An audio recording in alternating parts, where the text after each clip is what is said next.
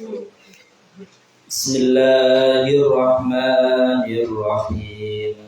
Kalamun qadimun la yumallu sama'u tanazzahu an qawli wa fi'li wa niyati bihi astafi min kulli da'in wa nuruhu dalilun li qalbi inda jahli wa khairati faya rabbi mati'ni bisirri ulubi wa nawwir bi qalbi wa sam'i wa muqlati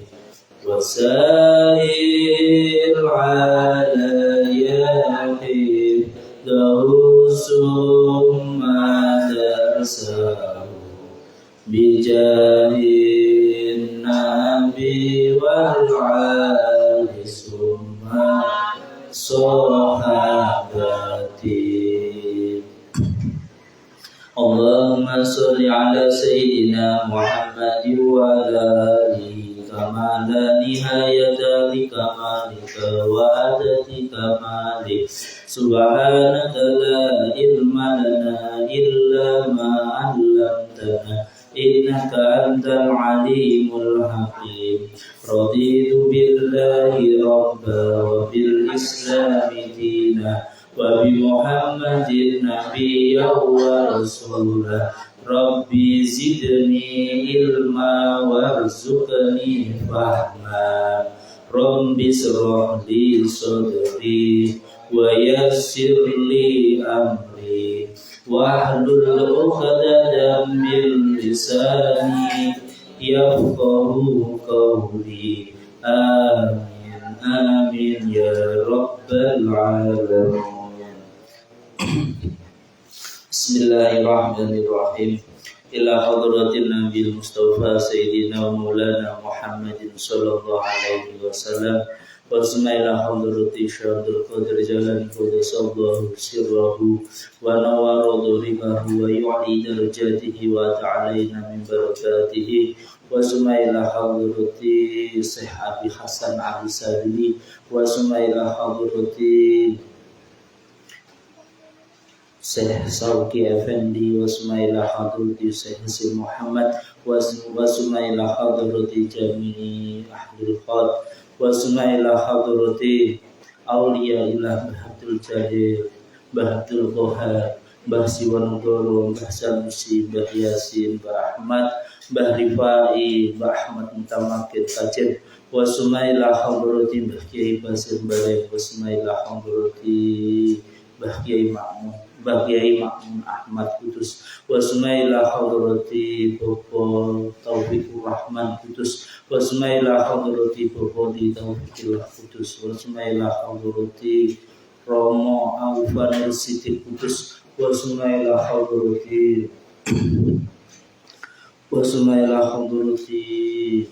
Raden Asnawi Kudus wa ila hadrati Mbaki Arwani Kudus wa ila hadrati Mbaki Hisam Kudus wa ila hadrati Mbah Sunan Kudus Mbah Sunan Muria Mbah Sunan Kalijogo Mbah Sunan Gunung Mbah Sunan Ampel wa ila hadrati awliya ila fi hadal qaryah Undaan Lor Mbah Karen Mbah Datuk wa ila hadrati awliya ila fi hadal qaryah Undaan Lor ya Allah. Wa ila hadrati jami'i ahlil qubur minal muslimina wal muslimat wal mu'minina wal mu'minat min masyariqil ardi wa magharibiha bariyah san'abana wa ummatina wa jadatina wa jadi masaihi masaikhona wa liman istama'na hahuna wa ila hadrati Bapak Subiro Yasir wa ila hadrati Mbah Kadarsih Al-Fatihah.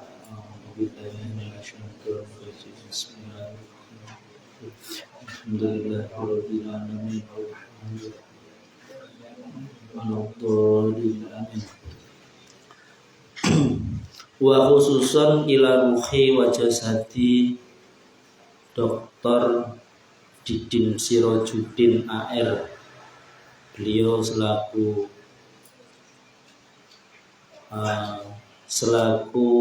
pendiri dan pengasuh Pondok Limka Sukabumi. Wa khususan ila ruhi wa jasadi guru kita semua Ustadz Haji Muhammad Asiri. Wa khususan ila ruhi wa jasadi Ustadz lan Ustadzah Pondok Pesantren Kaligrafi Kudus PSKP. Wa khususan ila ruhi wa jasadi sedoyo santri Pasaran Ramadan Pondok Pesantren Seni Kaligrafi Al-Quran Kudus. Al-Fatihah.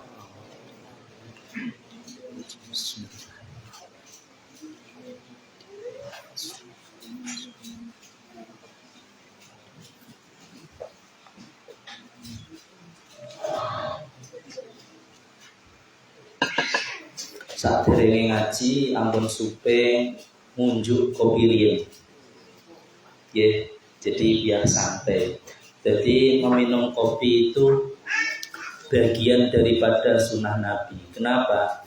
Karena dengan kita meminum kopi kita berpikir kita lebih jernih. Ya, karena ada sebuah makalah, jadi kopi itu ngopeni pikir lan hati. Jadi pikir yo karo hati. Ngoten nggih. Lanjut. Bismillahirrahmanirrahim. Kita melanjutkan pembahasan selanjutnya di kitab Nasarihul Khototin yang disusun oleh Dr. Kiai Haji Didin Sirajuddin. Beliau merupakan pengasuh dan pendiri Lemka, Lembaga Kaligrafi Al-Quran yang berada di Sukabumi. Semoga dengan kita ngalap berkah, tahu ya ngalap berkah ya. Kita mengharap doa beliau, semoga kita di sini belajar bersama-sama kitab beliau. Semoga dengan itu pula Allah meridhoi. Ngoten nggih. Baiklah. Kita lanjutkan matabi'atul khatti. Apa sifat kaligrafi? Atau bisa dikatakan tabi'atul khatt itu hakikat dari kaligrafi. Ya, kalau kemarin di pembahasan minggu yang lalu kita sudah belajar tentang pengertian daripada kaligrafi, ya kan? Ada 7 pendapat ya tentang apa itu kaligrafi. Bisa kalian semak ulang, bisa kalian baca ulang ya yang kemarin saya jelaskan. Terus ada beberapa dalil yang menguatkan ya agar kita bersungguh-sungguh belajar kaligrafi. Bahkan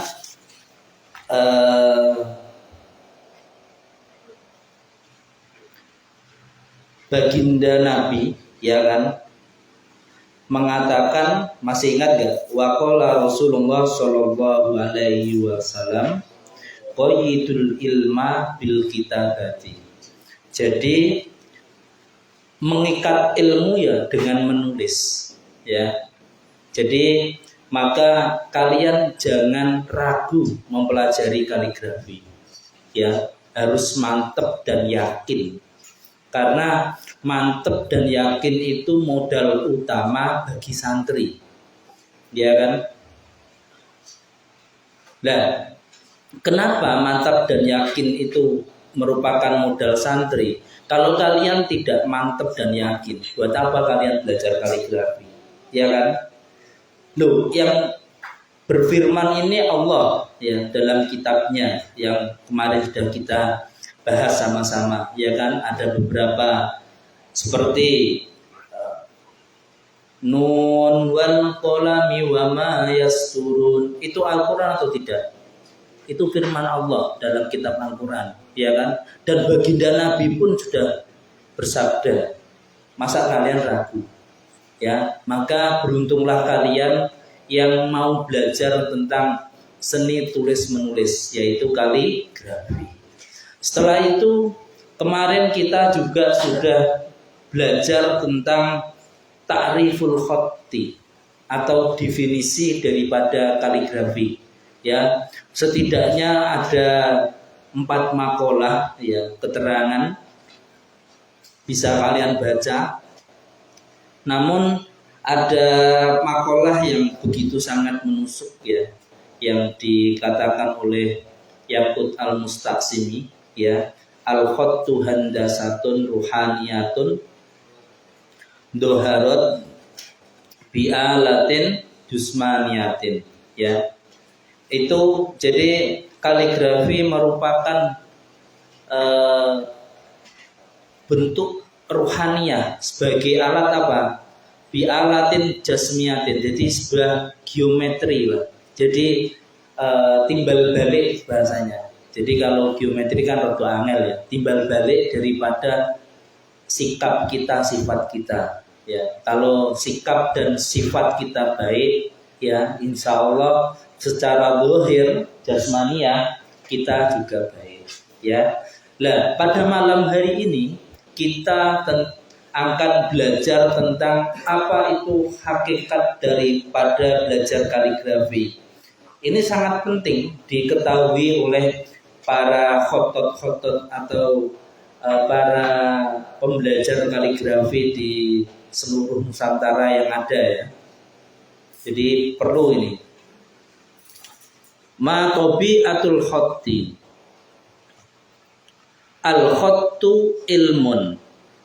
Wa dzalika li'annahu ya'tamidu ala usulin sabitatin wa qawaida daqiqatin tastanidu ila mawazinin wa wadu'aha aqdamuna wa qad wudi'at fi hadzal ilmi mu'allafatun kasiratun bahasat ususahu wa qawaidahu kama dakhala hadzal ilmu kama datin dirosiyatin fi haqqil ta'limi wa hadhil qawaidul ammatu fil khatti la takhtalifu min khattatin li akhara kadzalika la yasilul insanu ila ijadati hadzal ilmi illa idza darasa ususahu wa qawaidahu. Nah, saya bacanya pelan nggih, biar apa? Ketika kalian mengharokati itu tidak salah ya. Karena di kitab Naswaikul Khototin ini ya, itu bahasanya itu peribahasanya luar biasa ya. Dia mencakup tentang ilmu badi, bayan, ma'ani di sini semua. Jadi penuh dengan geometri bahasa yang sangat luas di sini. Ya, apa itu artinya? Kaligrafi adalah ilmu. Hal itu karena bergantung pada prinsip-prinsip yang tetap dan kaidah-kaidah yang teliti. Ya, aqdamun itu artinya teliti. Ya, yang bersandar pada timbangan-timbangan yang diletakkan oleh para pendahulu dan telah diletakkan dalam ilmu ini di dalam banyak karya tulis yang membahas dasar-dasar dan kaidah-kaidahnya, sebagaimana ilmu ini masuk sebagai materi pelajaran di bidang pendidikan. Dan kaidah-kaidah umum dalam kaligrafi ini tidak berbeda dari satu kaligrafer ke kaligrafer lainnya. Jadi la tahtalifu min khototin li akhara tadi, ya. Demikian juga seseorang tidak akan mencapai penguasaan ilmu ini kecuali, ya, illa idza, yaitu kecuali jika ia mempelajari dasar-dasar dan kaidah-kaidahnya. Jadi sifat daripada kaligrafi atau hakikat belajar ilmu kaligrafi, satu, kaligrafi adalah ilmu. Yang dimaksudkan ilmu di sini yaitu mempelajari tentang prinsip-prinsip kaidah dasar daripada kaligrafi itu sendiri dengan ketelitian yang sangat rumit, ya, ketelitian yang sangat. Setelah itu, dan mempelajari tentang dasar-dasar penulisan kaidah dengan benar. Dan ketika ada beberapa kaligrafer yang terdahulu dan sekarang, penjelasannya pun sama. Dan orang tidak akan pernah mengerti dan memahami tentang sejatinya atau hakikatnya ilmu kaligrafi ini tanpa dia mempelajari dasar-dasar dari ilmu kaligrafi ini sendiri. Kenapa begitu? Ya, kaligrafi merupakan ilmu yang sangat kompleks, ya, sangat luas. Ya, maka di pasaran Ramadan di PSKK ini, Pondok Pesantren Seni Kaligrafi Al-Quran Kudus ini, kita diajari oleh para ustadz dan ustadzah yang di sini, ya, dari dasarnya dulu, ya kan, dari khot naskhi dulu, ya kan. Terus kita belajar khot sulus dulu. Setelah itu kita khot rik'ah, ya, khot dewani jali, khot farisi. Ya kan? Kenapa harus step by step kita belajarnya? Ya, karena kita biar mengerti kaidah dasar dari belajar kaligrafi itu. Apakah jika ada pertanyaan, apakah saya salah, Ustadz, jika saya tanpa mempelajari ilmu kaligrafi terus saya menulis? Tidak salah, itu tidak salah. Namun menjadi masalah jika penulisanmu itu tidak sesuai dengan kaidah semestinya. Contoh, kamu menulis khot naskhi, ya kan, dapat dorongan di masjid, katakanlah, contoh yang mudah.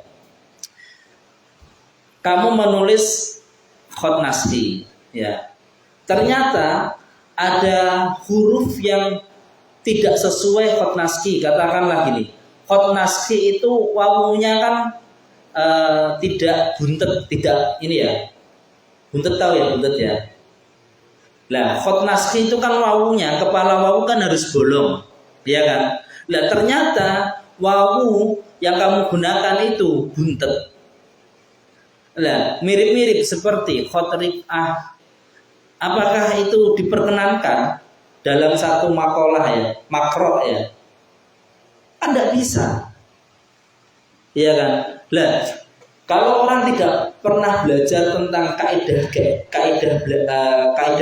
dasar kaligrafi, tidak akan tahu. Kalau masyarakat umum ya hanya, wah bagus ya tulisannya, udah itu tok. Padahal kaligrafi sebagai ilmu itu cakupannya luas. Coba kita pikir, kenapa orang belajar kaligrafi itu harus secara mendetail?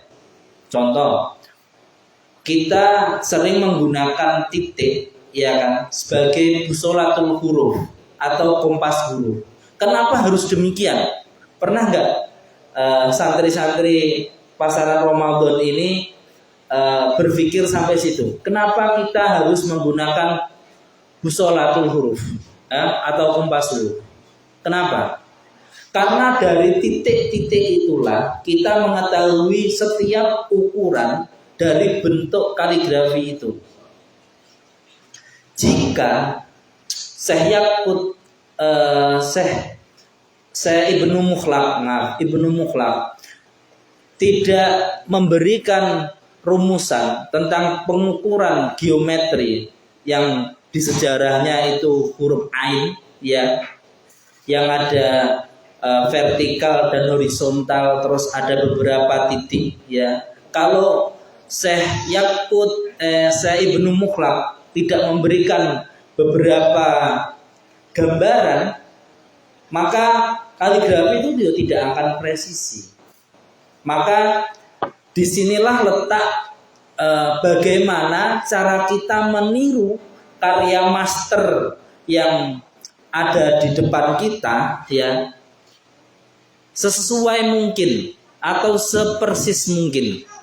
Nah, tentunya ya itu menggunakan beberapa alat, contohnya meja kaligrafi, ya, yang didesain khusus untuk menjiplak tulisan master. Terus ada lagi, kenapa kita harus belajar khat dari dasar dan penuh ketelitian? Jika kita sudah terbiasa, ya kan, dengan hal-hal yang sangat teliti, maka nanti itu akan berefek baik pada diri kita. Contohnya, jika kalian ruhul huruf dan ruhmu sudah menyatu menjadi satu, jika ada huruf yang tidak sesuai dengan busolah, ya, busolatul huruf, maka kamu akan tahu. Nah, disinilah kalian akan merasakan, oh, naski sekian, sulus sekian, ya kan, ukurannya sekian. Seperti halnya ketika Ustadz Asiri menerangkan kepada kita, ya kan, oh, ini cengkoknya kurang ini, oh, ini huruf, oh, ini seharusnya ini lebih panjang, ini lebih pendek. Nah, kenapa kita bisa menjelaskan itu? Karena kita sudah terbiasa. Tapi kalau kita tidak terbiasa, kita tidak akan bisa. Nah, kadang kebaikan yang kita lakukan itu perlu dipaksakan. Contoh, nanti ada beberapa penjelasan kenapa kebaikan itu perlu kita paksakan. Ada, ya. Karena belajar kaligrafi itu sangat kompleks, ya, tidak hanya tentang kaidah dasar, tentang penelitian, tidak, kompleks. Oke, sedangkan yang kedua, ya, al-khattu fanni atau kaligrafi sebagai seni.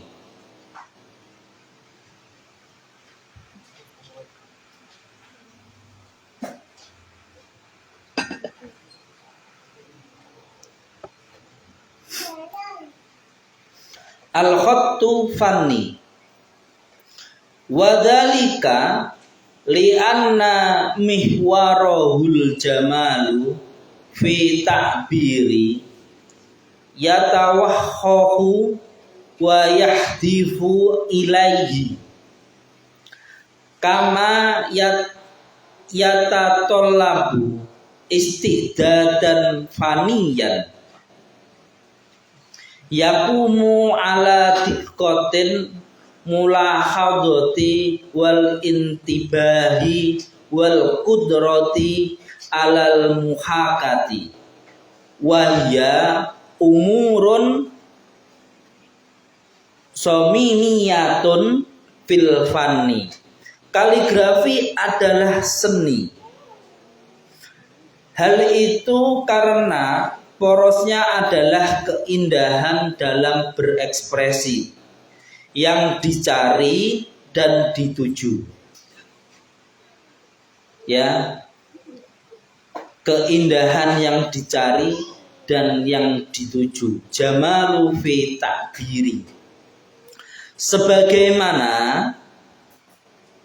ia membutuhkan persiapan artistik yang didasarkan pada ketelitian pengamatan dan perhatian serta kemampuan meniru, dan ini adalah hal-hal pokok dalam seni. Jadi yang kedua, kaligrafi adalah sebagai seni, ya. Jadi dalam menuliskan kaligrafi itu merupakan keindahan dalam berekspresi. Ya, keindahan dalam berekspresi itu maksudnya apa? Jika kita melihat suatu karya, ya, contohlah Anfas yang ada di samping kalian, Wal Asri itu. Kenapa di situ ada menggunakan khot kufi dipadu dengan khot sulusi, terus ada jam, ya, terus ada air-air, terus warnanya merah hitam, ya, merah tua, ya kan? Coba, jadi kaligrafi merupakan keindahan berekspresi. Ini termasuk. Nah, dari lukisan itu dapat kita memberikan gambaran bahwasanya sang penulis atau sang pelukis ingin memberikan pesan, kesan tersendiri yang menyentuh kepada orang-orang yang melihatnya. Contoh, wal asri, demi waktu asar. Ya kan? Selanjutnya apa? Nah, bisa kalian artikan sendiri. Jadi dalam melakukan sebuah lukisan atau membuat lukisan yang bersifat artistik, ya kan, yang penuh dengan keindahan, seorang penulis atau pelukis, ya kan, itu harus mengkolaborasikan. Jadi antara warna, bentuk, dan tulisan itu saling menyatu. Paham ya? Nah, nanti jika kalian membuat karya ya juga demikian. Namun di sini perlu dibedakan. Jika kaligrafi sebagai seni, ya kan, itu melihat kalau seni dalam kertas, ya, kertas, baik itu kertas mukohar atau kertas art paper yang menggunakan tinta hitam, ya kita menyesuaikan. Paham ya? Namun jika kaligrafi sebagai seni di kanvas, ya, maka kita juga menyesuaikan bentuknya, cara melukisnya, cara membuatnya, pesan dan kesan yang ingin kita sampaikan itu kita perlu menyesuaikan. Dan di sini juga kemampuan meniru adalah hal-hal pokok dalam seni. Jadi meniru itu dalam kaligrafi boleh-boleh saja, tidak apa-apa. Kenapa tidak boleh? Tapi kalau dalam penulisan seni jurnalistik, plagiat itu memang tidak diperbolehkan dalam seni tulis-menulis jurnalistik, ya. Plagiat yang diartikan itu gini, jadi tulisannya sama, ya kan, itu tidak boleh, cuma di copy paste. Tapi dengan satu permasalahan kita bahas dari beberapa sudut pandang itu boleh.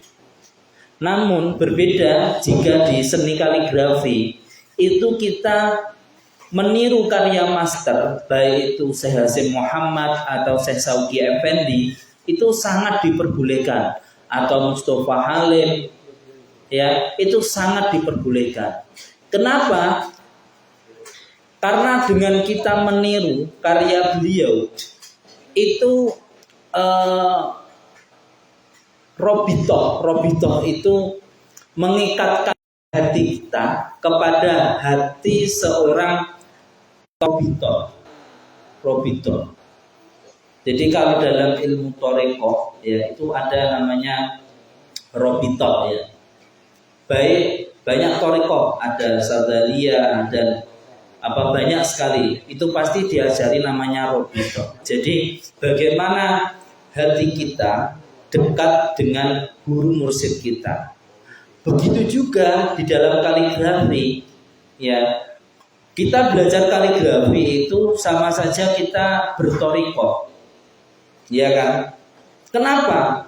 Tapi dalam torikohnya ini adalah dalam kesenian, dalam penulisan, ya kan? Jadi kita juga melakukan torikoh secara tidak langsung. Jadi jangan kalian pahami torikoh itu wah orang yang wiridinnya khusyuk saja, enggak. Jadi torikoh itu banyak, ya. Nah, pemahaman semacam ini perlu dijelaskan. Biar apa? Tidak salah kaprah. Ya. Jika kita betul-betul belajar tentang al-khattu fanni ini atau kaligrafi ala sebagai seni, kita akan lebih teliti kok, lebih peka. Nah, ini nanti dijelaskan.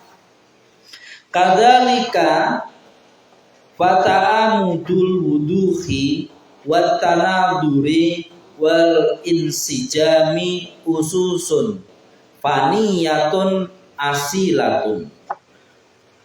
Demikian juga kesengajaan, kejelasan, kelarasan dan harmoni adalah dasar-dasar artistik yang asli. Maka di sini sangat jelas ya, kadzalika fata'ammudul wuduhi wat tanaduri wal insijami ususun faniyatun asilatun. Jadi semuanya harus berkaitan. Jadi secara bahasa mudahnya itu gini, antara pikiran, hati, dan tangan itu harus selaras. Jika pikiranmu itu kamu ingin menulis huruf wawu dan hatimu menolak itu, kamu ingin menulis ba dan jadinya dalam tanganmu itu ya kan? Itu selaras atau tidak? Tidak selaras. Pasti jadinya itu tidak sesuai. Maka software dan hardware ketika di-print melalui tangan kita itu harus sama. Jika software dan hardware itu kok tidak sama, berarti ada masalah di sini. Maka tadi bi'alatin jusmaniyatin ya, al-khattu handasatun, tadi di situ. Paham ya? Oke, lanjut. Wa mimma yulakhadu anna ta'biru fi hadzal fanni yahtalifu min khattatin li akhar hatta innahu yahtalifu indal khatati wahidi min fatratin li ukhra nadoron litaghayyuril intibaatin nafsiyati wal masail wa akhiron fa huwa fannun li'annahu yahtaju litadribin tawilin wa miranin mustamirin.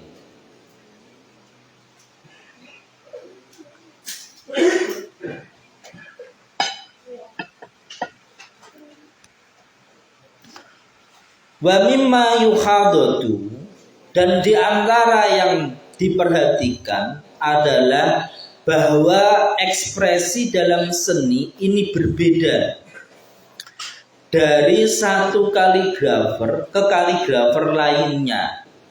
Bahkan berbeda pada satu kaligrafer dari waktu ke waktu. Karena perubahan kesan dan perasaan secara psikologis.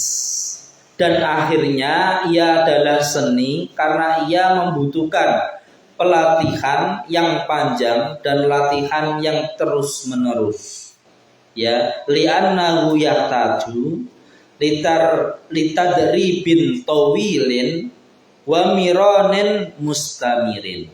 Jadi gini. Jadi jika kaligrafi diartikan sebuah seni, ya, karena seni itu harus berkembang.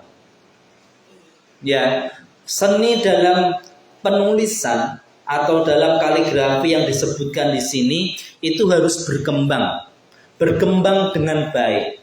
Maka tidak heran, ya, jika seorang pelukis atau penulis dalam menyajikan sebuah karya dari masa ke masa itu berbeda-beda. Contoh, jika kita perhatikan, ya kan, lafaz qul huwallahu ahad, ya kan, itu adalah surat Al-Ikhlas. Dalam mengekspresikan seorang penulis itu berbeda-beda. Ada yang di situ dia menggunakan kolaborasi, ya, dengan orang yang bersujud, ya kan.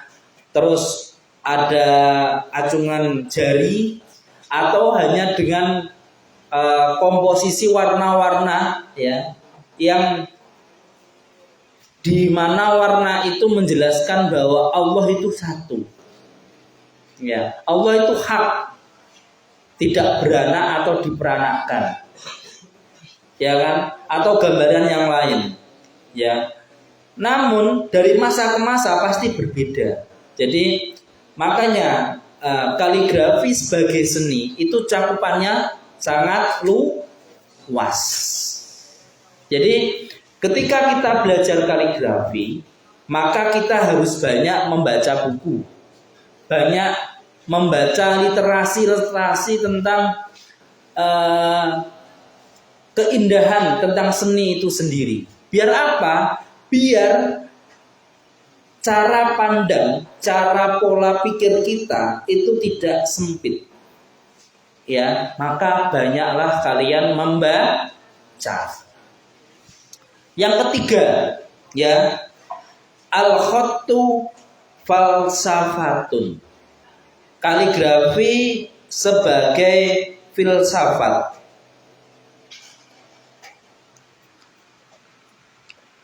Falikulli nau'in min anwa'il khatti falsafatun khossatun abbarat an falsafati mujtamaiha wa tabi'atihi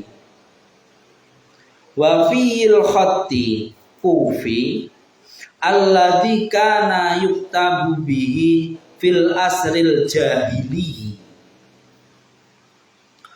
nulahidu khututon mustaqimatan qasiyatan abbarat an qaswatil hayatil jahiliyatil qadimati. Yang ketiga, hakikat daripada kaligrafi itu kaligrafi sebagai filsafat atau falsafah. Yang dimaksudkan di sini apa? Falikulli nau'in min anwa'il khatti falsafatun khossatun. Yaitu apa?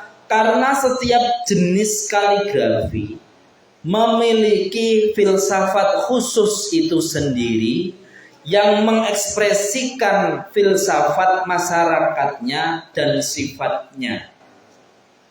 Dalam kaligrafi kufi, wafaniyil khattil kufi, alladzi yang ditulis di zaman pra-Islam, ya, kita perhatikan garis-garis lurus yang keras, yang mengekspresikan kekerasan kehidupan pra-Islam kuno.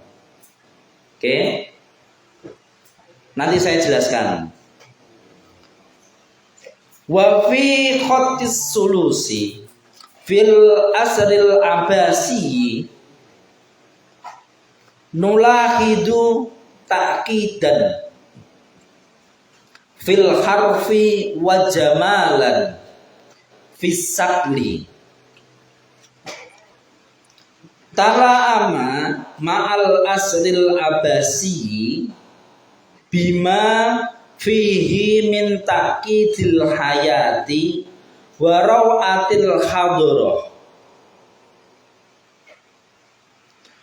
wa fi ihtira'il khattainil ruqi wad dewani fil asril usmani nulakhidu daruratin istimaiyatan tamassilat fil wuduhi was sur'ati al amrul ladzi da'a li hadaini nau'aini faja'a mu'abbiraini an falsafatin istimaiyatin muayyinatin wa hakadha nahlusu ila anna al-khatta ilmun wa fannun wa falsafatun. Jadi artinya gini, kaligrafi dipandang sebagai falsafah atau sebagai filsafat, ya kan? Yang pertama tadi adalah dicontohkan di sini wafaniyil khatil kufi, ketika pembuatan atau adanya khat kufi pra-Islam, yang dimana khat kufi itu digambarkan tegak lurus, ya kan? Jadi khat yang paling kuno, yang paling sepuh itu adalah khat kufi. Dulu sebelum ada khat-khat yang lain, sebelum ada perkembangan khat, ya kan? Itu khat kufi dulu. Ya, tanpa titik, tanpa harokat, tanpa tasdid, itu khat kufi. Nah, dengan berkembangnya zaman, ya kan? Terus khat kufi, ya kan? Ada tasdidnya, ada titik-titiknya, itu perkembangan. Namun yang perlu saya soroti di sini, ciri khas daripada khat kufi itu kan tegak lurus, ya kan? Itu menggambarkan ketika saat itu pra-Islam tahu ya, pra-Islam. Jadi sebelum masuknya Islam, ya kan? Di waktu itu zaman jahiliyah itu sangat keras. Maka dalam penulisan itu pun sebagai simbolik zaman itu. Paham ya? Berbeda lagi ketika khat sulus di zaman Abbasiyah. Nah, dan dalam kaligrafi khat sulus di zaman Abbasiyah, kita perhatikan kerumitan dalam huruf dan keindahan dalam bentuk yang sesuai dengan zaman Abbasiyah itu sendiri, dengan kerumitan kehidupan dan kemegahan peradabannya. Ya, jadi khat sulus itu lahir, ya ada itu ketika di zaman Abbasiyah. Ya, jika kita mengulang atau kita menelaah tentang sejarah kebudayaan Islam, ya kan? Jadi masa keemasan Islam itu di zaman Harun ar-Rasyid. Beliau merupakan khalifah keempat dari Bani Abbasiyah. Nah, ketika di zaman Harun ar-Rasyid, ya, yang kita sebut dengan masa keemasan Islam, itulah banyak sekali para cendekiawan Muslim, yang berlomba-lomba, ya kan, menghadirkan ilmu-ilmu baru termasuk kaligrafi, ya, termasuk daripada bermacam-macamnya kaidah kaligrafi, ya kan. Lah, di sini tokohnya ada Ibnu Mukhlaq itu sendiri. Ya, Ibnu Mukhlaq. Nah, jadi kalau kita belajar sejarah itu enak, ya. Jadi kita jangan sampai melupakan sejarah. Karena dari sejarah itulah kita belajar namanya kehidupan. Ya. Dalam kehidupan ini kita tidak ada yang sempurna. Yang sempurna hanyalah Allah yang Maha Satu. Kita sebagai manusia, ya, hanya bisa menjalani dan melaksanakan yang Allah takdirkan kepada kita. Paham ya? Tapi kita tidak boleh melupakan sejarah. Nah, termasuk Khotsulus itu tadi. Sebenarnya bentuk daripada atau nama-nama khot itu lebih daripada 7. Ya. Jadi macam-macam kaligrafi itu banyak sekali.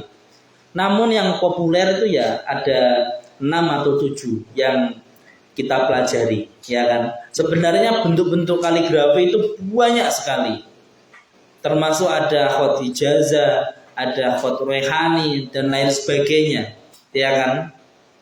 Namun di Indonesia sendiri, ya, itu banyak, ya. Kalau dalam MTQ itu 5 cabang bentuk kaligrafi, ya, 5 cabang kaligrafi yang mesti wajib dikuasai. Apa tadi? Naskhi, Riq'ah, Sulusi, Dewani, Dewani Jali atau Kufi. Minimal 5. Ya, minimal 5. Minimal itu. Ya, kita harus menguasai fan-fan setiap bidang ilmu itu. Oke. Lah, begitu juga ketika wa fi ihtira'il khattainir ruqi wad dewani. Begitu juga ketika penemuan kaligrafi khot riq'ah dan khot dewani di zaman Utsmaniyah. Kita perhatikan kebutuhan sosial yang terwujud dalam kejelasan dan kecepatan, hal yang mendorong kedua jenis ini, maka keduanya datang mengekspresikan filsafat sosial tertentu.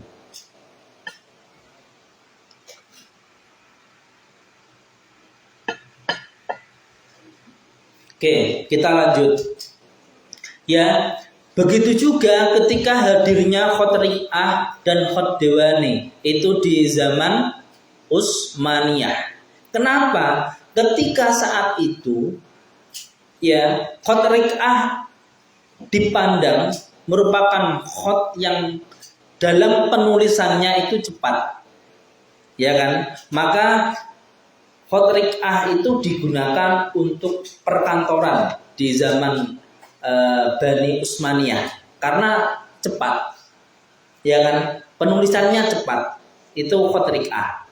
Dalam surat menyurat, baik itu surat kenegaraan maupun surat yang non resmi, itu rata-rata menggunakan khot riq'ah. Nah, begitu juga khot dewani, ya. Jadi sebelum khot dewani jali itu khot dewani dulu. Kenapa khot dewani itu lahir ketika di zaman Utsmaniyah? Karena di zaman Bani Utsmaniyah itu faktor keindahan itu diutamakan, ya, faktor keindahan. Maka jika kita melihat khot dewani, ya, yang kita tulis, ya, itu kan cekoknya, cara penulisannya itu kan sangat indah, ya kan? Cekoknya alif bagaimana, cekoknya huruf ba, ketika menyambung ke huruf yang lain bagaimana, ya, itu kan sangat indah. Setelah itu baru ada namanya khot Dewani Jali.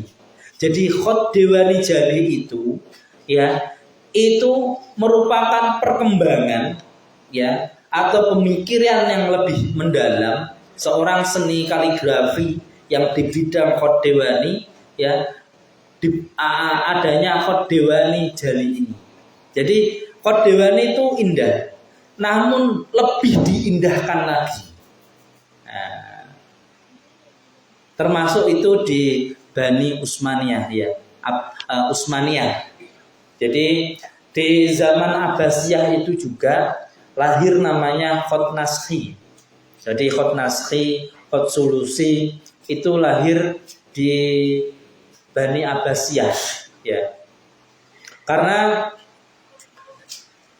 jadi walaupun di Bani Umayyah, ya, kaligrafi itu juga sudah diperhatikan, ya kan, sudah diperhatikan, sudah dikembangkan. Namun era keemasan daripada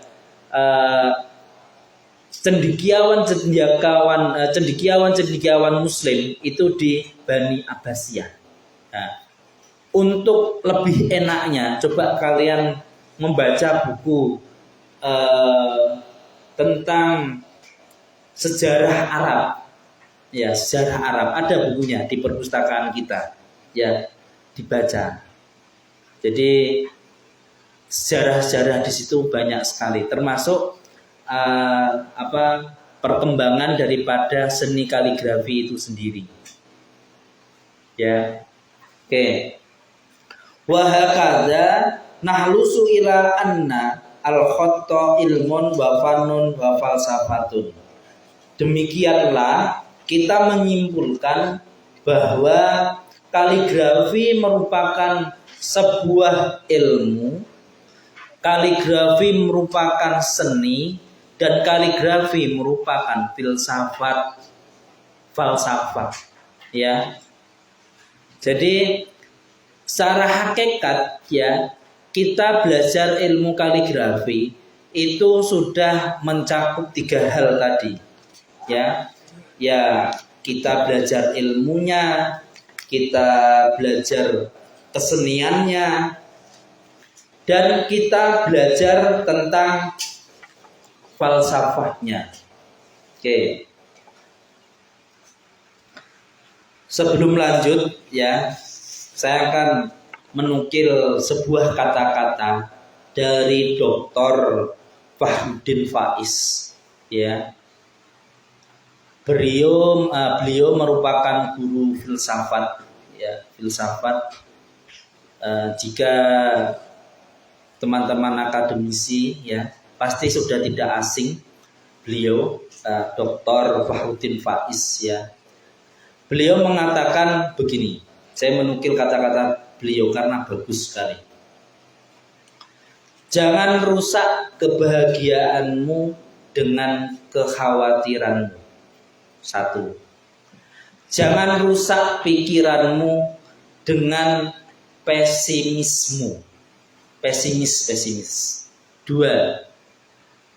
Jangan rusak kesuksesanmu dengan kecuranganmu. 3. Keempat, jangan rusak optimisme orang lain dengan menghancurkannya. 5. Dan jangan rusak harimu dengan melihat hari kemarin. Inilah hal-hal yang sering mengacaukan hidup kita.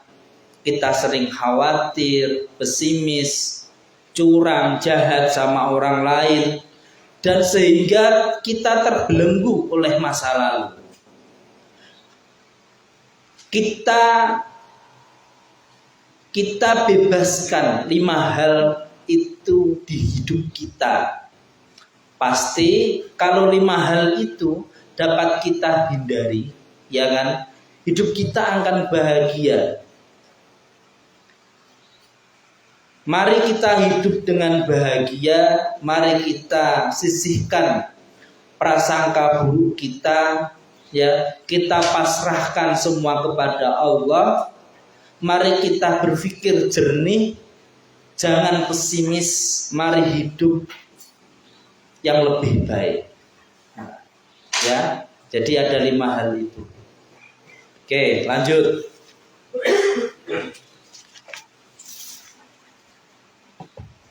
Belum ngantuk kan?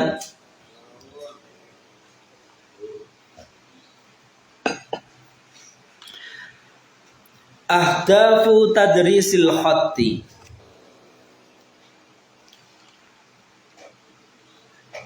Tujuan mempelajari kaligrafi.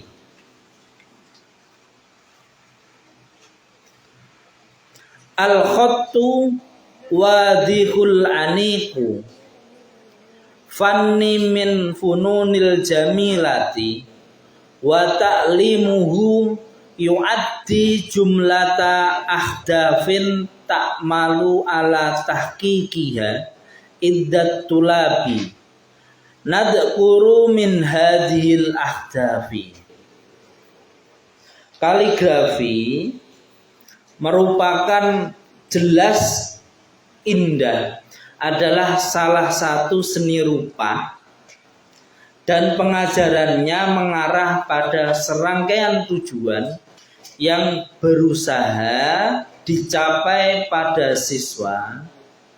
Adapun tujuan-tujuan itu diantaranya ahdafu ta'limiyatu, nomor 2 ahdafu tarbawiyatu, dan nomor 3 ahdafu faniyatu.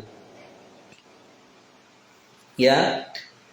Yang pertama yang dimaksudkan adalah ahdafu ta'limiyah atau tujuan dari pembelajaran kaligrafi itu sendiri apa? Al-khattu amaliyatun mutammimatun lil qiraati allati tuktabiru min abrozi wajibatil madrasati wala siyama fi awali marohitit taklimi. Jadi yang pertama, ya, kaligrafi adalah proses pelengkap dengan cara membaca yang dianggap sebagai salah satu tugas yang paling menonjol terutama pada tahap awal pendidikan.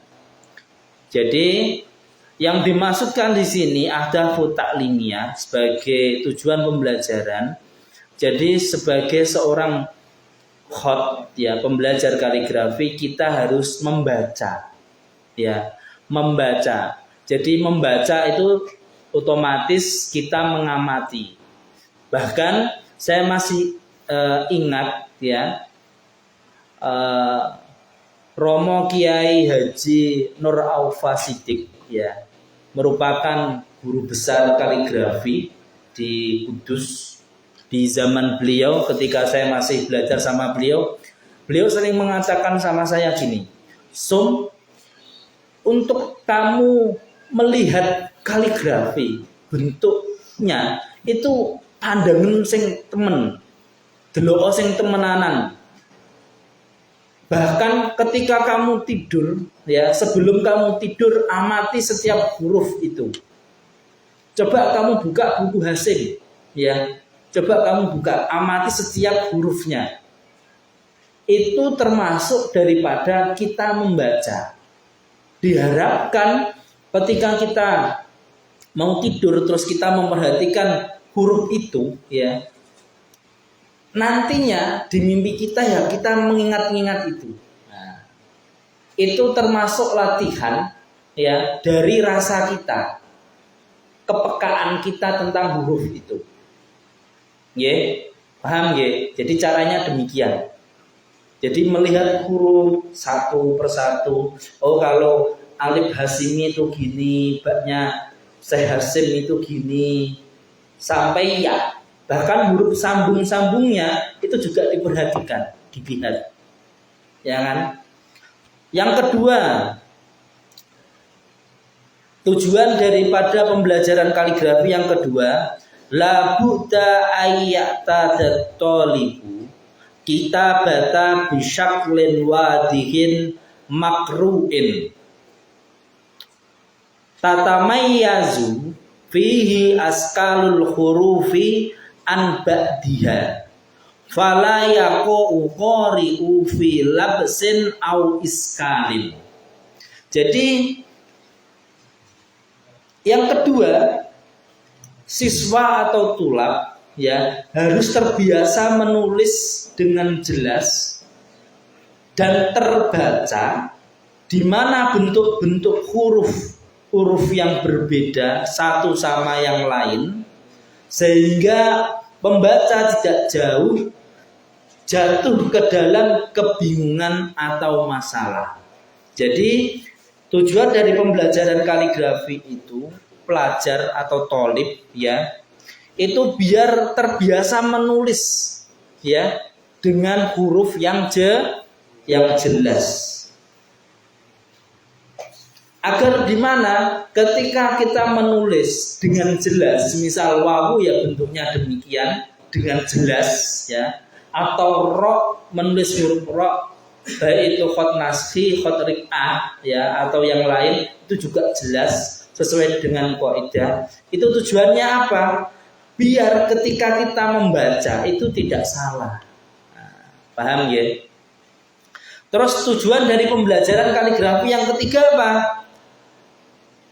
As-sur'atu fi kitabati min ghairi ifratin hatta la tadhaba sur'atu bi jamalil khatti wa wuduhihi.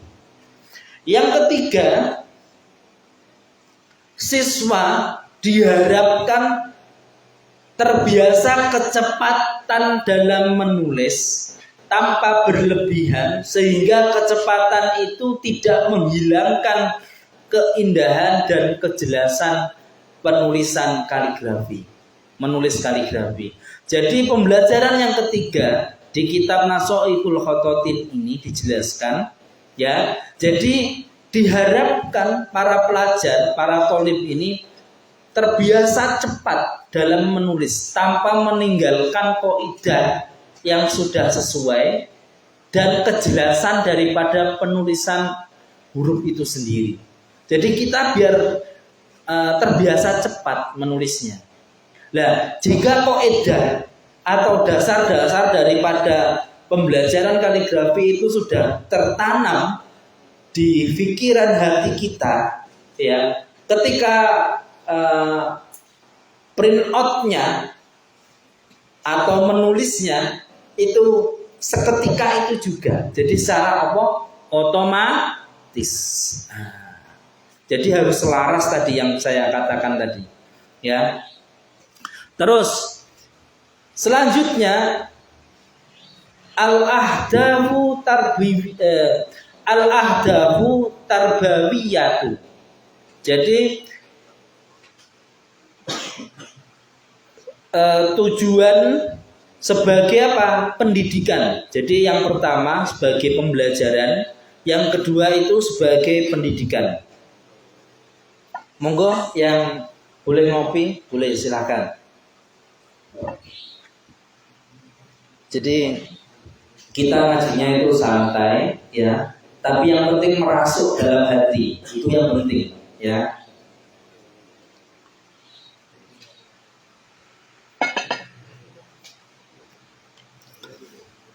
Yang pertama, takwinu maharatin yadawiyatin iddat talibi wa dzalika bita'widi dokta aqsabi yadaihi asna al-kitabati wa tahriki huma bisuhulatin wa khilfatin wa afawiyatin.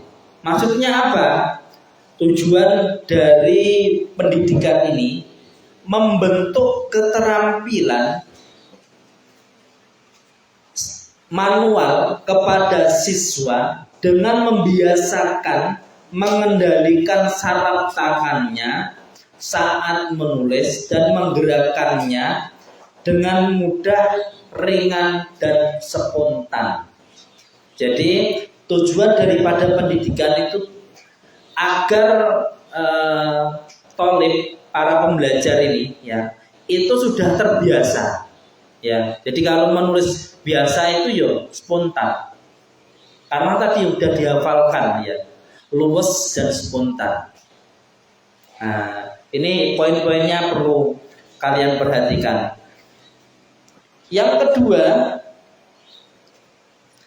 tadribut thalibi alal ihsasi bin nadhafati wa dzalika bi ib'adihi an adati sayyiati asna al kitabati kawadil qalami fil fami wa talwisi asobi awil malabisi awit dafatiri aw ardil hurfati bil khibri. Yang nomor 2, tujuan daripada pendidikan ya, pembelajaran ini yaitu melatih siswa untuk kebersihan dengan menjauhkannya dari kebiasaan buruk saat menulis, seperti meletakkan pena di mulut dan mengotori jari atau pakaian, bahkan buku catatan atau lantai kamar dengan tinta. Jadi dalam pembelajaran kaligrafi itu, kebersihan dalam penulisan itu juga sangat diperhatikan. Jadi jika kalian menulis dalam sebuah di kertas, ya kan, usahakan ketika kamu menulis itu dalam keadaan bersih. Jangan sampai ada tinta yang berserakan. Maka ada beberapa trik yang digunakan oleh para kaligrafer senior ya. Ketika menulis itu, tangan kirinya ya itu dibungkus menggunakan sapu tangan yang tipis ya, kaos tangan ya, sarung tangan yang tipis kan ada. Atau kalau tidak, ada trik yang kedua, ketika menulis itu dialasi dengan kertas atau tisu. Jadi tidak kertas putih terus buat menulis ya. Bahkan ada keterangan lagi ketika menggoreskan harokat ya kan, itu lebih diutamakan yang harokat fathah dulu. Fathah bagian atas, lalu diharokati bagian kasrohnya. Tujuannya apa? Untuk menjaga kebersihan daripada tulisan ini.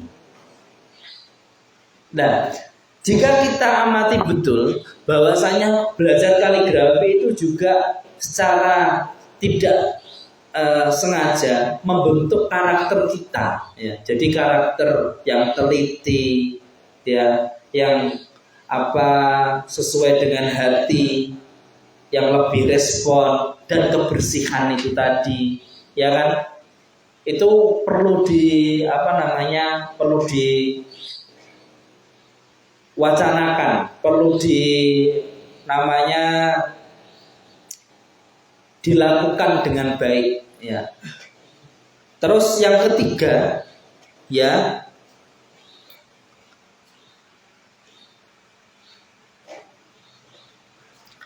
ta'widut tulabi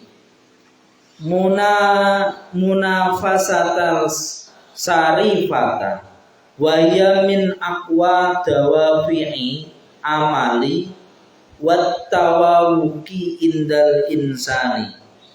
Yang ketiga, membiasakan pelajar,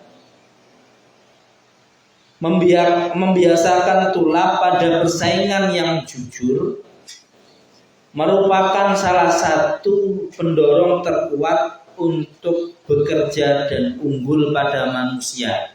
Maksudnya bagaimana? Jadi yang ketiga ini tatwi utulab munafasata sarifata, itu maksudnya gini.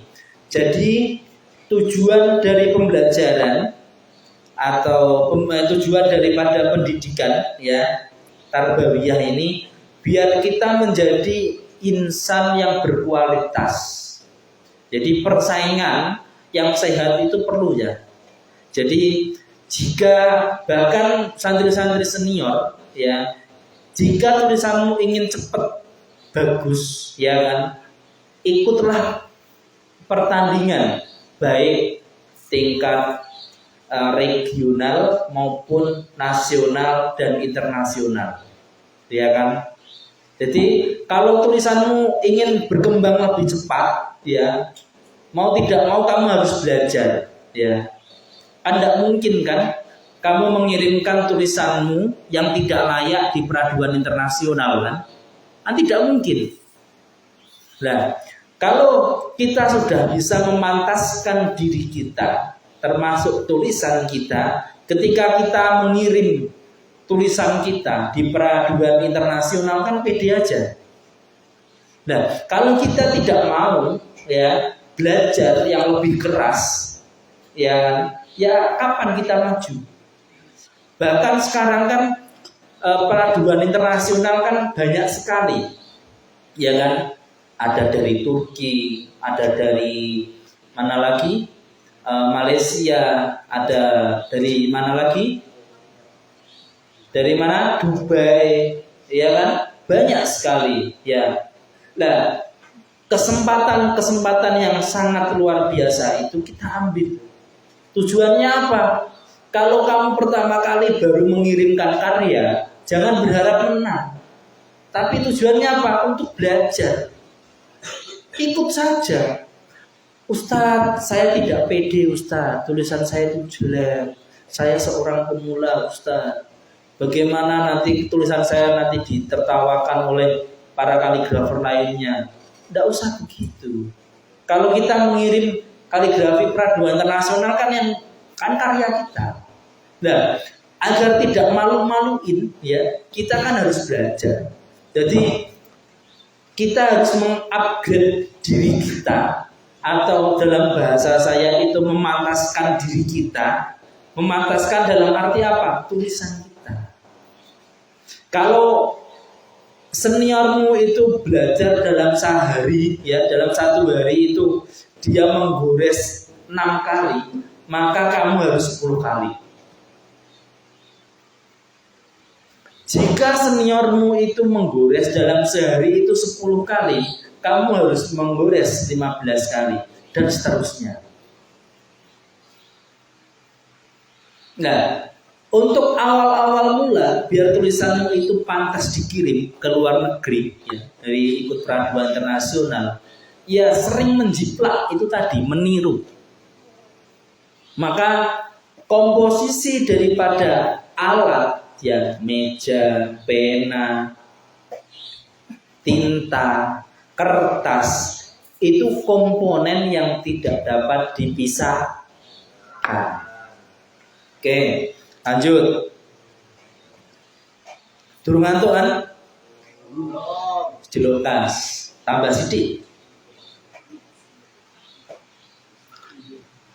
Yang nomor 4 ya, yang nomor 4 ta'widut thalibi muhakati sahihata wa hadza yatatallabu tanmiyata mulahadati daqiqati wa diqqatil idraki basariyil li askalil hurufi wal kalimati wa muwaqi'iha. Maksudnya apa?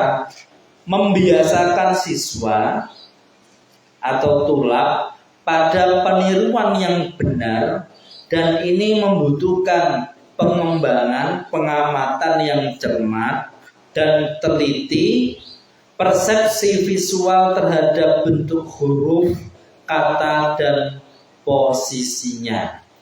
Maksudnya yang nomor 5, ya, tujuan daripada pendidikan ini siswa keempat siswa diharapkan agar dalam meniru sebuah karya itu presisi itu ya diusahakan sepersis mungkin, ya, sepersis mungkin. Maka PR-nya setelah kalian sudah tahu ilmu-ilmunya ini, ya kan? Nah, ini sebagai acuan kalian. Oh, ternyata belajar kaligrafi itu tidak mudah ya. Ada banyak tahapan yang perlu saya lakukan dan perlu saya lalui agar proses itu menjadi manis. Ya. Oke. Yang kelima, ya. Inna ta'aniya fi itqanil khatti yu'awwidu talibis sabra wal jalada wal musabarata wal murunata wal intibah. Ya. Inna ta'aniya fi itqanil khatti yu'awwidul talibis sabra wal jalada wal musabarata wal murunata wal intibah. Maksudnya apa?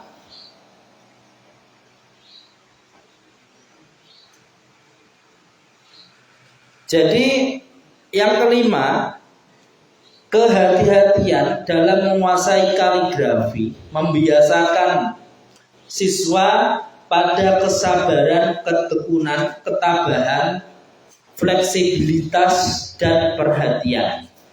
Jadi belajar kaligrafi itu tidak ada yang instan ya. Jadi harus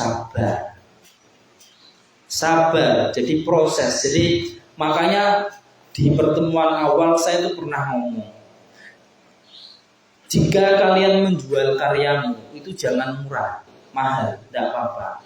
Itu bagian daripada hakmu. Kenapa? Karena belajar kaligrafi itu prosesnya lama, butuh kesabaran yang ekstra, ketekunan, kecermatan, dan ketelitian. Kenapa?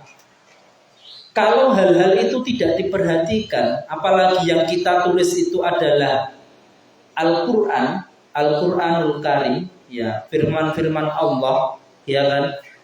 Kita salah dalam mengharokati satu kata saja, ya. Katakanlah sebagai contoh, yang benar itu ikro, ya. Kita baca akro, itu betul atau salah? Kan salah. Artinya pun berbeda.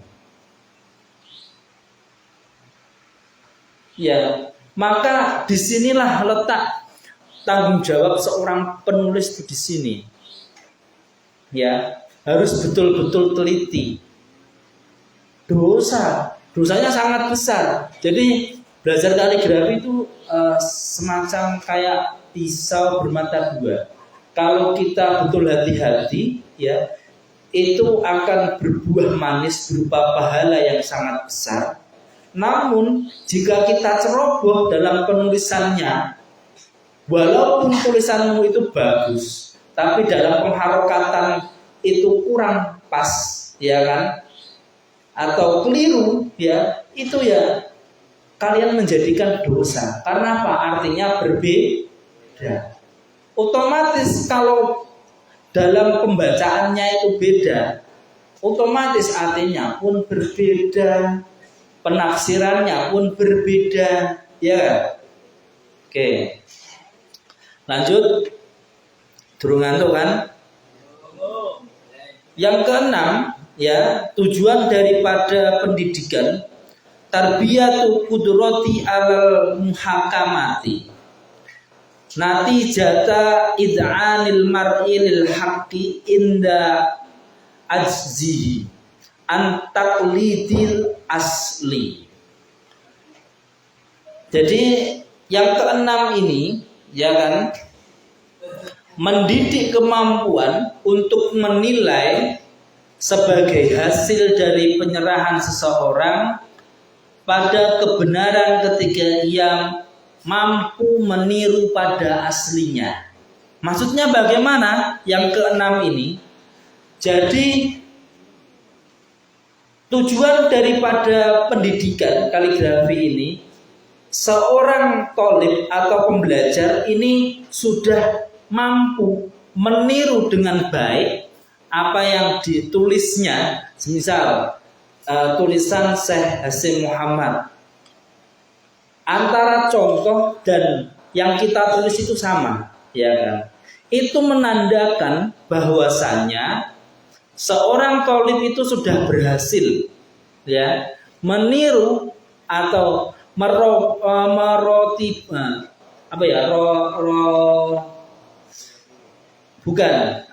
menyatukan hati ya, hatinya dan masyayikh kaligrafi itu menjadi satu. Ya.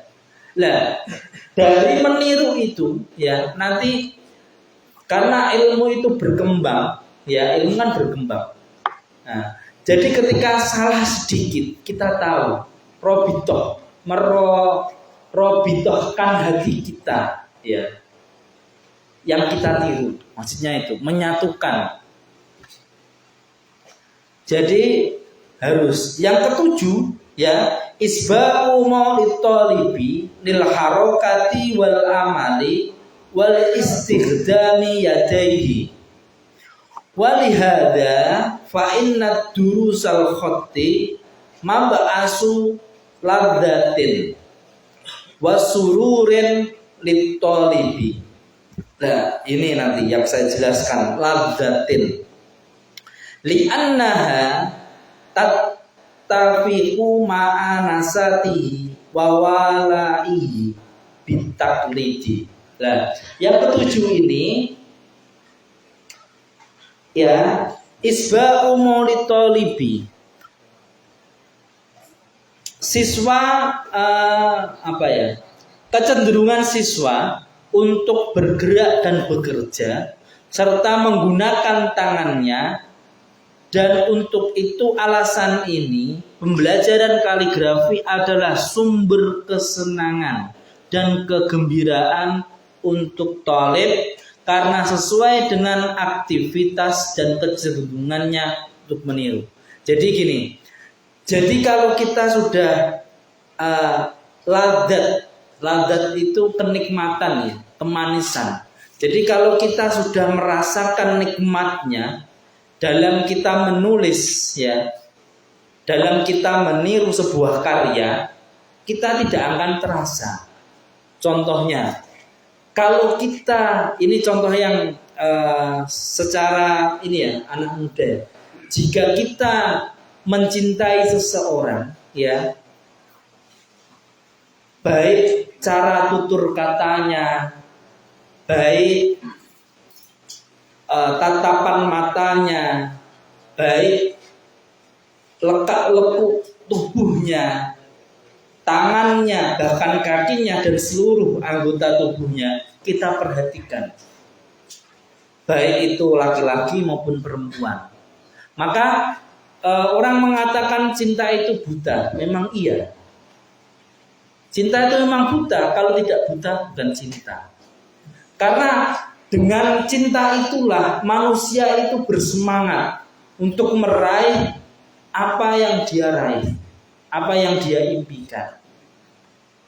Ya, maka gini ya. Kalian sadar nggak bahwasanya kehidupan yang kita jalani itu adalah sebuah penderitaan. Kenapa demikian? Ya. Penderitaan yang dimaksudkan, hidup itu kan menderita karena kita menginginkan sesuatu. Jika kita menginginkan sesuatu, kita harus siap untuk menderita. Kita ingin hafal 30 juz, tapi kita tidak pernah membaca Al-Quran, kita tidak pernah menghafalkan Al-Quran, kira kita bisa atau tidak? Contoh lagi, seorang bujang ya ingin mendapatkan istri, ya kan? Tapi bujang itu tidak pernah nembung apa ya? Mengungkapkan perasaannya kepada sang wanita itu bahwasanya, "Dek, maukah engkau menikah denganku?" Dan dia tidak pernah bilang seperti itu. Apakah orang yang dia sukai tahu akan perasaannya? Kan tidak. Ya kan? Maka hidup itu penderitaan karena kita menginginkan, keinginan. Nah, keinginan itulah yang menjadikan hidup kita menderita. Nah, biar hidup itu tidak menderita bagaimana caranya? Mudah. Keinginan ya yang kita inginkan dalam hidup ini kita landaskan kepada Allah Subhanahu wa taala, ya, kepada Allah. Agar di mana keinginan yang kita ingin miliki, ya, itu menjadi berkah nantinya dalam kehidupan. Terus konsep berkah itu bagaimana? Apakah bisa dijelaskan? Bisa. Namun yang pasti kehidupan yang berkah itu adalah kehidupan yang saat kita melakukan, saat kita merasakan itu nikmat. Nah, seperti halnya kita ingin menjadi seorang ahli dalam bidang kaligrafi, kita harus siap menderita. Nah, kalau kalian tidak mau menderita, tidak mau latihan dengan keras, kapan kalian menjadi ahli dalam bidang kaligrafi terutama? Dan ini berlaku ke semua bidang ilmu. Fokuslah pada satu tujuan dalam hidupmu, maka yang lain akan mengikutinya. Ini filosofi kehidupan. Fokuslah pada satu bidang ilmu, maka ilmu yang lain pasti akan mengikuti. Jadi kamu harus punya identitas diri. Oh, Ustadz Ali Maksum apa? Oh, seorang kaligrafer. Ya, karyanya apa saja? Dia pernah menulis apa saja? Dia mengajar di mana? Ya kan? Dia dosen di mana? Ya kan? Nah, identitas itu perlu kita bangun. Kenapa? Identitas seorang seniman atau seorang kaligrafer itu sangat penting. Bagaimana kamu, namamu, dirimu itu dikenal oleh orang lain, tapi kalau kamu tidak punya karya, kamu hanya ngomong A, B, C, saya ini seorang kaligrafer, saya pernah gini, tapi kamu tidak punya karya, sama aja double, sama aja, ya angin lalu gitu aja. Maka kalau kamu mengaku seorang ahli di bidang kaligrafi, kamu harus punya karya.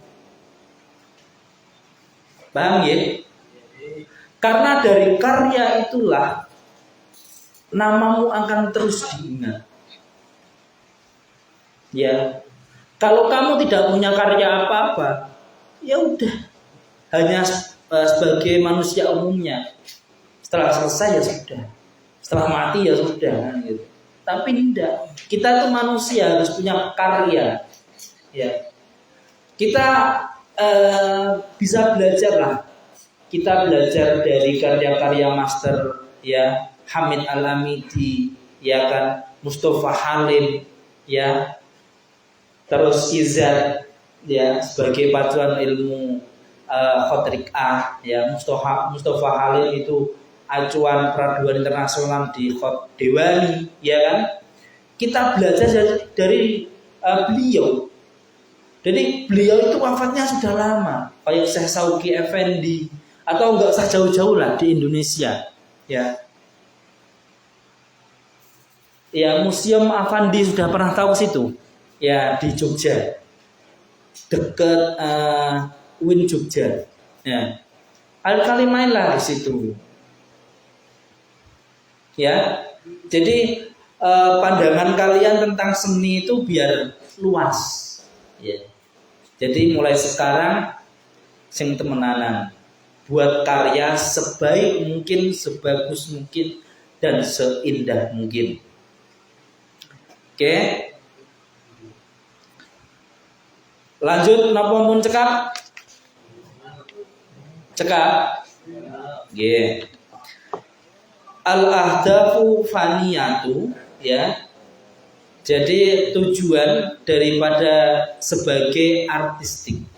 Ya, tak tambahi sidik nanti sudah sampun. Nggih. Jadi al-ahdafu faniyatu yang nomor 3. Kalau tadi yang pertama, ya kan, tujuan daripada belajar kaligrafi itu sebagai pembelajaran. Yang kedua, tujuan belajar kaligrafi sebagai pendidikan. Yang nomor 3 ini, tujuan belajar kaligrafi untuk artistik atau keindahan. Ya. Yatamayyazul khatul arabiyyu an baqiyatil khututi fil lughatil ukhra bi annahu qabilun litasyini wa tajmili wa zahrafati min ghairi an tudofa ilaihi asya'u tujammilu. Jadi tujuan yang ketiga sebagai tujuan artistik yaitu kaligrafi Arab dibedakan dari kaligrafi lainnya. Dalam bahasa lain, karena dapat dihias, diperindah, diukir tanpa perlu menambahkan hal-hal yang memperindahnya. Jadi tujuannya itu kaligrafi itu sudah indah, ya. Jika keindahan itu kita kolaborasikan, kita padukan, ya kan, itu akan semakin indah. Tapi melihat daripada ini ya, kalau hitam putih, ya kan, sering-sering kalian melihat kaligrafi untuk peraduan internasional, ya, itu indah. Kalau misal katakanlah hot sulus ya, bentuk ovalnya, ya kan, terus bagaimana susunan hurufnya, huruf satu dan huruf yang lainnya, itu ada maknanya semua ya. Contohnya ya, huruf ro atau ya kan, terus atasnya ada huruf yang lain, itu ada tujuannya, maksudnya. Jadi kita sebagai manusia itu harus sering tolong menolong dalam hal kebaikan, ya. Jadi saling menguatkan, ya, dari semua aspek. Jadi tidak sembarangan. Jadi ilmu menyusun kaligrafi itu ada ilmunya. Tidak sekedar menyusun terus jadi, terus kita gores, terus kita kumpulkan, tidak, ada ilmunya. Nah, inilah tujuan daripada kaligrafi sebagai ilmu keindahan atau artistik, ya. Jadi banyak sekali. Baik. Falihada fa innal khatta yumanniu fil insanil khisal badi'iyah. Wallahu a'lam bishawab. Kita lanjut insyaallah di hari Selasa nggih. Kita lanjut. Mari kita sama-sama berdoa. Allahumma rahamna bil Qur'an waj'alhu lana imama wa nura wa huda wa rahmah. Allahumma dzakirna minhu ma nasina wa 'allimna minhu ma jahilna warzuqna tilawatahu ana al-laili wa atrafan nahar waj'alhu lana hujjatan ya rabbal alamin. Subhana rabbika rabbil izzati amma yasifun wa salamun alal mursalin walhamdulillahi rabbil alamin. Summa assalamualaikum